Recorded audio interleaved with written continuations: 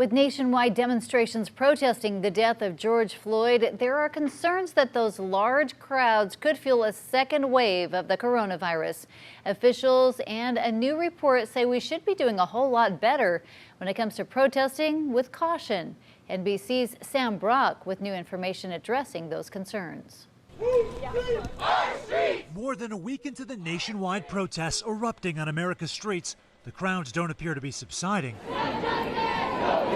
If anything, they're getting bigger. For me to just be at home on my phone, just retweeting and posting on Instagram, that's not enough.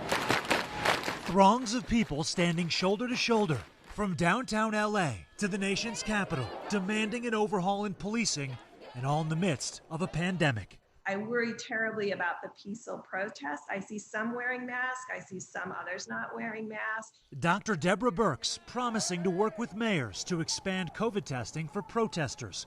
Leaders like New York's governor applauding the passion, but pleading for common sense. Express your outrage, but be responsible, because the last thing we want to do is see a spike in the number of COVID cases. Those fighting racism say the virus of hate may be more dangerous than the actual virus. At this point, I feel like I'm more concerned with the death and the genocide of my black brothers and sisters than I am of getting this virus. I'm fighting for my human rights rather than fighting a virus. And I've stayed home for this whole quarantine break, so I think it's time for me to get out and fight for my rights. A battle being waged as the first comprehensive study reveals masks and social distancing do keep coronavirus at bay.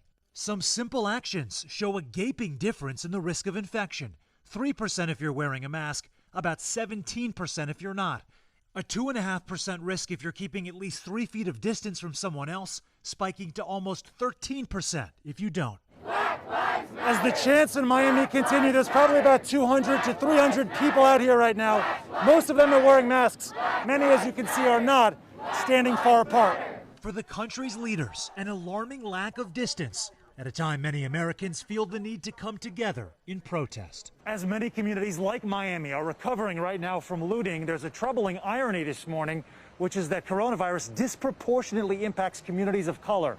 Georgia's governor just coming out and announcing next week he is making arrangements to test law enforcement and demonstrators for COVID-19. In Miami, Sam Brock, NBC News.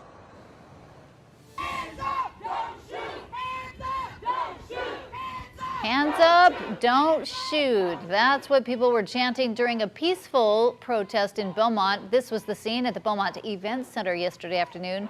People from different backgrounds, all fighting for justice. Well, the rally started at the intersection of Lucas and Concord in North Beaumont, then made its way to the event center and finally ended at the Beaumont Police Department. Dozens of people spoke about the past while others directed their comments at officers. Mothers like Ashley Richardson stood hand in hand with strangers, all praying for the same thing, justice. I have 3 black sons, and I feel like enough is enough, so I have to stand up for them so when they get older, they don't have to deal with this type of thing. Police officers are encouraging protesters to walk up to them and voice their concerns. Meanwhile, in Houston, Floyd's hometown, about 60,000 people flooded the streets for a peaceful protest there. The march started at Discovery Green Park and ended at City Hall.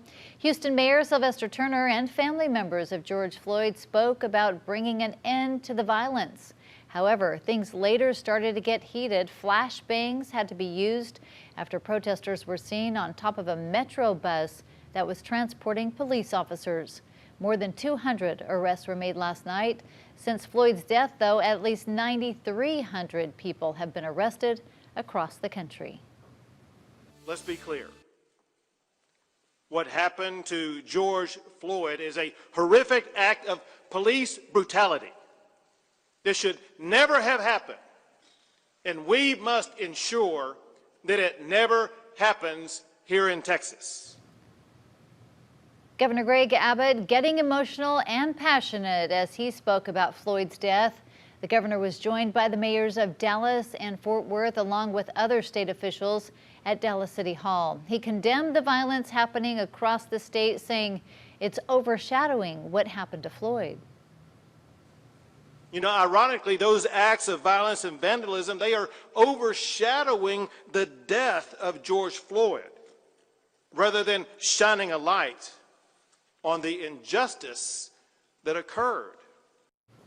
There were protests outside Dallas City Hall, but they did remain peaceful.